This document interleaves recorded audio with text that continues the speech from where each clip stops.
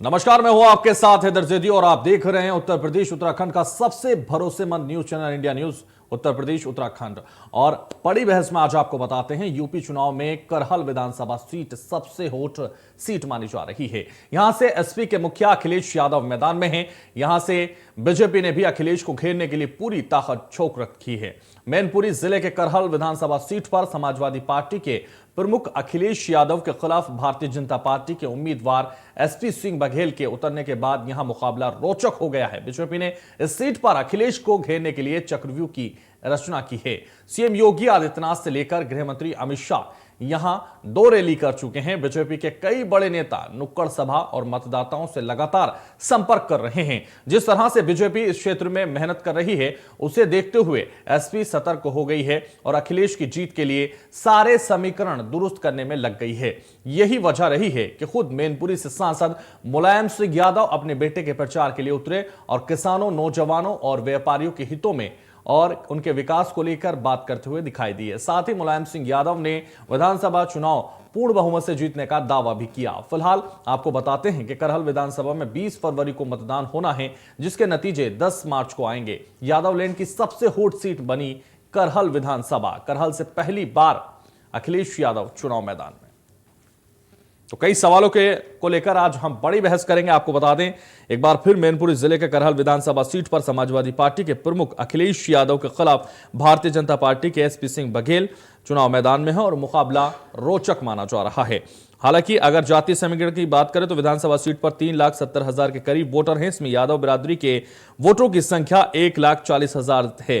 इसके अलावा 14,000 मुस्लिम हैं। अन्य जातियों को अगर हम बात करें तो ब्राह्मण, ठाकुर, शाक्य आदि भी वोटर इस पर सीट पर हैं। बीजेपी ने रचा चक्रव्यूह, क्या कर पाएंगे अखिलेश नैया पार? बीजेपी ने सीट पर अखिलेश को घेरने के लिए चक्रव्यूह रच दिया है।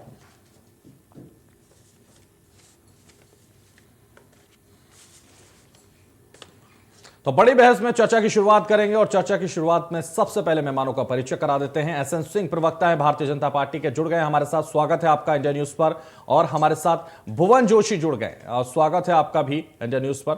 और चर्चा की शुरुआत इसी से करेंगे क्योंकि उत्तर प्रदेश में चुनाव है और चुनाव पर है तो तनाव भी है और 20 फरवरी को तीसरे चरण की वोटिंग होने जा रही है। अगर हम इस सीट में सबसे महत्वपूर्ण सीट की बात करें तो करहल विधानसभा सीट है। बीजेपी ने अखिलेश को हराने की एड़ी चोटी का जोर भी लगा रखा है और जहां गृह मंत्री खुद लगातार सभा करते हुए नजर आ रहे हैं, तो वहीं अखिलेश के पिता यानी मुलायम सिंह यादव भी इस सीट पर चुनाव प्रचार करते हुए नजर आए हैं। अगर हम बात करें अब बीजेपी की, तो सबसे पहला सवाल मैं बीजेपी से ही लूंगा। एसएन सिंह हमारे साथ जुड़े हुए हैं। एसएन सिंह जी, सबसे पहले आपके पास ही आना चाहूंगा। उत्तर प्रदेश के मैनपुरी का नाम जितनी बार भी हमारे दिमाग में या हमारे दिलों में आता है तो उतनी बार तस्वीर मुलायम सिंह यादव की आती है, क्योंकि वो 5 बार यहां से सांसद रहे। 1996 से अब तक वो सांसद रहे हैं और 2017 में प्रचंड मोदी लहर थी। उस वक्त भी 4 सीटों में से 3 सीटें विधानसभा की समाजवादी के खाते में गई थी, यानी मोदी लहर होने के दौरान भी। और अब परिस्थितियां बदल चुकी हैं। अब किसान आंदोलन से लेकर तमाम मुद्दे हैं। ऐसे में सत्ता में रहने का जवाब भी आपको देना है, फिर भी आप कांटे की टक्कर की बात कर रहे हैं। आखिर क्या वजह है ये कांटे की टक्कर की? कैसे आप सोच पा रहे हैं? देखिए हैदर जी, इस बार का चुनाव विकास बनाम अपराध का है।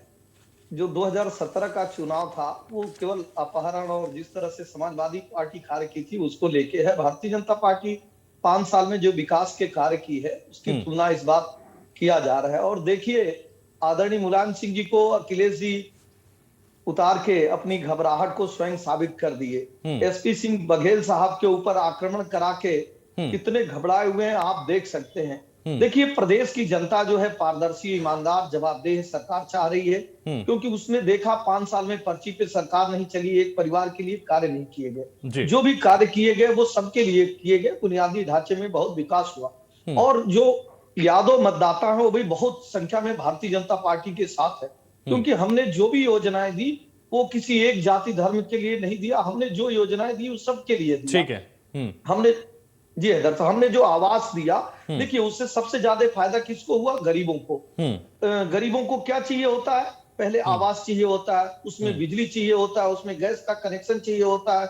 और जब वो बीमार हो तो उनको दवा की जो सुविधा 5 लाख रुपए के द्वारा भारतीय जनता पार्टी की सरकार के द्वारा, डबल इंजन की सरकार के द्वारा दिया गया है, मुझे लग रहा है कि इसका बहुत बड़ा रहा। तो मैं एक छोटा सा एग्जाम्पल आपको देना चाहूंगा। कल मैं एक विधानसभा में था, वहां एक बहुत ही दलित परिवार के मिले। उन्होंने बोला कि मेरा बेटा गाजियाबाद में काम करता है और 8,000 रुपए की नौकरी करता है, 5,000 रुपया रख लेता है और 3,000 भेजता है, क्या कभी जीवन में मैं शौचालय बनवा पाता? मेरे लिए तो मोदी मेरा बेटा है जिसने मेरा शौचालय बना दिया। आप बताइए, जब इस तरह की बातें निकल के आ रही हैं तो मुझे नहीं लग रहा है कि जो प्रदेश की जनता है वो भारतीय जनता पार्टी के अलावा किसी और को मत देने वाली है। ठीक है, जय साहब। बिल्कुल। भुवन जोशी जी, मैं आपके पास आना चाहूंगा। भुवन जोशी जी, सवाल यह है कि क्या करहल में वाकई अनुमान से हटकर टक्कर है, क्योंकि अखिलेश यादव ने तो अपनी सीट का चुनाव जनता पर छोड़ दिया था और अब उनको खुद नहीं बल्कि अपने पिता को भी इस चुनाव प्रचार में उतारना पड़ गया, बल्कि वोट उनसे मंगवाने पड़ गए। आखिर क्या वजह है? कांटे की टक्कर आपको भी लग रही है क्या? पार्टी का परिवार है और है हमारा घर है, और माननीय अखिलेश यादव जी वहां पर बहुत भारी वोटों से जीतने जा रहे हैं, इसमें कोई दो राय नहीं। लेकिन पहले तो दावा कर दिया था कि चुनाव प्रचार करने की भी जरूरत नहीं है, जनता पर छोड़ दिया सारा प्रचार, सारा समर्थन। लेकिन अब क्या जरूरत पड़ गई कि पिता को भी उतारना पड़ गया? मैं उसी विषय पर आ रहा हूँ आपके। माननीय मुलायम सिंह यादव जी हमारी पार्टी के संरक्षक भी हैं और माननीय अखिलेश यादव जी के पिताजी हैं, और अगर पिता अपने बेटे को का समर्थन करने आ रहा है, मेरे को लगता है भारतीय जनता पार्टी के पेट में दर्द नहीं होना चाहिए।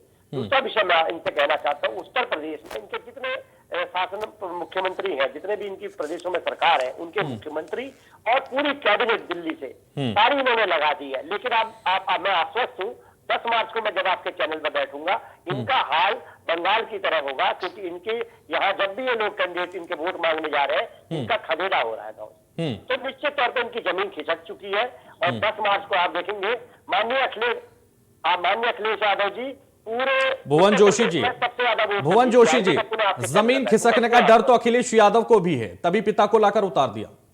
देखिए मैंने कहा ना, वो उनके पिता है, पिता आशीर्वाद देने अगर बेटे को आता है तो ये वो परंपरा है। डर तो इनको है जब इनकी पूरी कैबिनेट, पूरे क्या कहते हैं मंत्रिमंडल, उत्तर प्रदेश का, पूरे देश का मुख्यमंत्री सब लग रहे हैं, तो डर का वातावरण किसमें? हम तो पूर्ण आश्वस्त है, करहल हमारा परिवार, हमारा घर है। पूरी तरह से बोलने में भी सक्षम नजर नहीं आ रहे। भाषण सुना था मुलायम सिंह यादव का आपने, भुवन जोशी?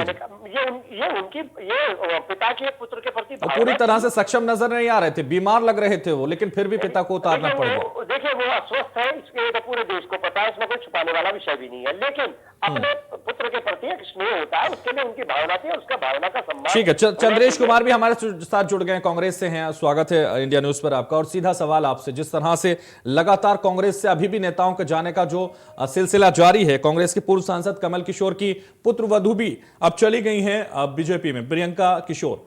क्या लग रहा है आपको, इस तरह से जो नेता हैं आपके अभी भी नहीं रुक पा रहे, आप क्या जमीन तलाशेंगे उत्तर प्रदेश में? उसके बारे में क्या कहें। कमल किशोर जी से एक मुलाकात हमारी कांग्रेस कार्यालय पर हुई थी, प्रियंका गांधी जी से मिलने के लिए आतुर थे, उनको मिलवाया भी गया, अपनी बात भी रखे, बहुत खुश थे। कांग्रेस ने उनको सांसद भी बनाने का काम किया, कांग्रेस की सीट पर टिकट पर चुनाव जीते। उनकी पुत्रवधू एक ही दिन में आम आदमी पार्टी ज्वाइन करती हैं और उसी दिन भारतीय जनता पार्टी भी ज्वाइन कर लेती हैं। तो मुझे लगता है कि उनको, कमल किशोर जी को या उनकी पुत्रवधू जी को अपना स्वयं मूल्यांकन करना चाहिए। मैं उनका मूल्यांकन करके अपना समय बर्बाद नहीं करूंगा। हाँ, एसएन सिंह जी एक बात कर रहे थे कि इन्होंने कहानी बताया, पहले पार्टी का मूल्यांकन तो कर लीजिए सर। ऐसा है कि कांग्रेस उनका मत कीजिए, पार्टी का मूल्यांकन करना जरूरी है, क्योंकि अब जिस तरीके से कांग्रेस से लगातार नेताओं को जाने का सिलसिला जारी है, प्रियंका लगातार मेहनत कर रहे हैं, कार्यकर्ता छोड़कर जा रहे हैं, नेता छोड़कर जा रहे हैं, ऐसे में तो समाजवादी जिस तरीके से कांग्रेस है उसका मूल्यांकन करना मुश्किल हो जाएगा, फिर कोई नहीं रहेगा। जो छोड़कर जा रहे हैं वो कार्यकर्ता नहीं थे, वो कार्यकर्ता नहीं थे, और जो जुड़ रहे हैं उसको आप मीडिया में चर्चा नहीं करते। तो आप बता दीजिए कौन जुड़ रहे हैं, आप बता दीजिए। चंद्रेश कुमार, आपको इसलिए बुलाया गया, आप बता दीजिए कौन जुड़ रहे हैं। बात सुनिए, आप बता तो दीजिए कौन भारतीय जनता पार्टी से आपके यहाँ आया। हजारों कार्यकर्ता रोज कांग्रेस पार्टी ज्वाइन कर रहे हैं और हम जैसे हजारों युवा अब कांग्रेस में अपना भविष्य देख रहे हैं। कोई नाम बताइए सर, कौन ज्वाइन कर रहे हैं? रघु, कल्लू, अमित, सुमित, सीमा, वर्मा, हजारों नाम है। कितने नामों को मैं आपसे बताऊं? हजारों नाम है। महत्वपूर्ण बात यह है कि उत्तर प्रदेश अपने साथ में ईमानदारी करिए सर, अपनी पार्टी को ईमानदारी से आगे उठाइए।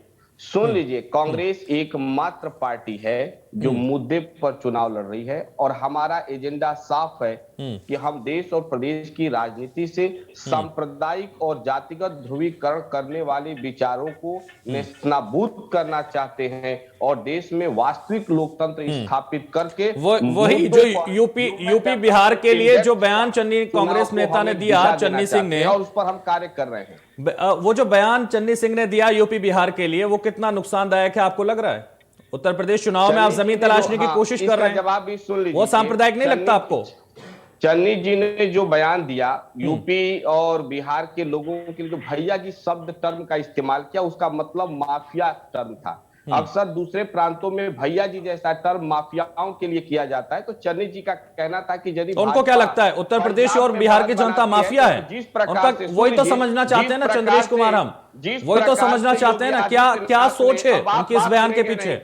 जिस प्रकार से योगी आदित्यनाथ ने उत्तर प्रदेश को एक माफिया स्टेट बना दिया है, वैसे हम पंजाब को, पंजाबियत को बचाना चाहते हैं। योगी पंजाब में चुनाव लड़ रहे हैं, योगी पंजाब में चुनाव लड़ रहे हैं। किसी भी प्रांत में, दूसरे किसी भी प्रांत में जहां भाजपा की सरकार है, वहां उसको हराना है, क्योंकि भाजपा ने सांप्रदायिकता और माफिया तंत्र को बढ़ावा दिया है। ठीक है, पहली बात सुन लीजिए। दूसरी बात, आपने कहा उसी देश में, देश के पार्लियामेंट में बजट सेशन के दौरान देश की वित्त मंत्री यूपी टाइप लैंग्वेज का प्रयोग करती हैं। यूपी टाइप आंसर, उसका क्या मतलब है? यूपी टाइप का क्या मतलब है?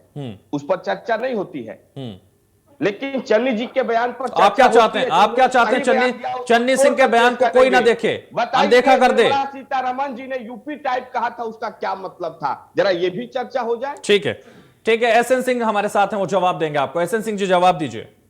देखिए, चंद्रेश जी प्रवक्ता नहीं, कथावाचक ज्यादा हैं। इनको कोई ज्ञान नहीं है कि बात किसकी करनी चाहिए और किसकी नहीं करनी चाहिए। आपके चैनल पे भी उस दिन बहुत डिबेट हुआ और सारे चैनलों पे डिबेट हुआ जिस दिन निर्मला जी बयान दी थी। अब सुन लीजिए ना, चंद्रेश कुमार सुन लीजिए ना, एसएन सिंह आप जवाब दे रहे हैं।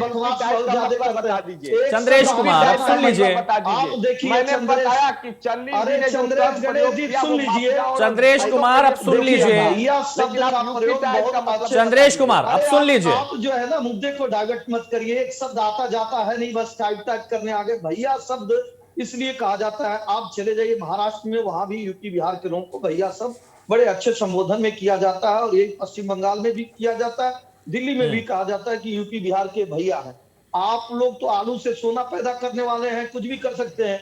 आप कह रहे हैं धर्म और संप्रदाय सुन लीजिए, आपके बीच में बोला नहीं चंद्रेश कुमार, अब सुन लीजिए। उसके बाद जो मर्जी आएगा वो बोलिएगा। ये गुस्सा बता रहा है कि गुस्सा किसको बता रहा है? आप ये जानिए, लड़की हूँ, लड़ सकती हूँ का नारा बुलंद करने उत्तर प्रदेश में प्रियंका जी आई थी। हमने पूछा यूपी टाइप बताइए। चुप रहिए ना, हमने पूछा यूपी, आप गलत बोल रहे हैं। आप चंद्रेश कुमार रिएक्शन लेंगे आपका। चंद्रेश कुमार आपका रिएक्शन लूंगा मैं, बोलने दीजिए एक बार। एसएन सिंह, माल शब्द और आइटम शब्द कौन कहता है? दिग्विजय सिंह जी आपकी पार्टी के हैं कि नहीं? आप बताइए, आइटम और माल किसको कहा जाता है?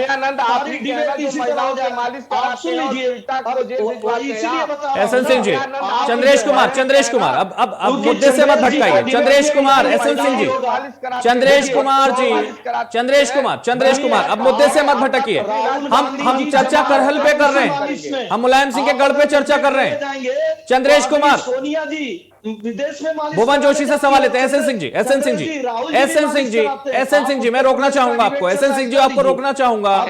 एसएन सिंह जी, चंद्रेश कुमार मैं आपको रोकना चाहूंगा। भुवन जोशी के पास मैं आना चाहूंगा। भुवन जोशी आपको कोई जानकारी है एक शब्द की? भुवन जोशी, मर्यादित तौर तरीके से। एसएन सिंह जी मैं आना चाहूंगा। एसएन सिंह जी, उस बात को सुनिए। एसएन सिंह जी मैं आऊंगा आपके पास। ठीक है, अभी आऊंगा मैं आपके पास।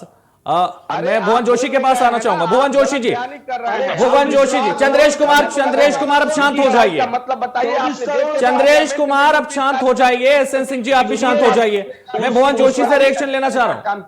चंद्रेश कुमार शांत हो जाइए। एसएन सिंह जी मैं आऊंगा आपके पास।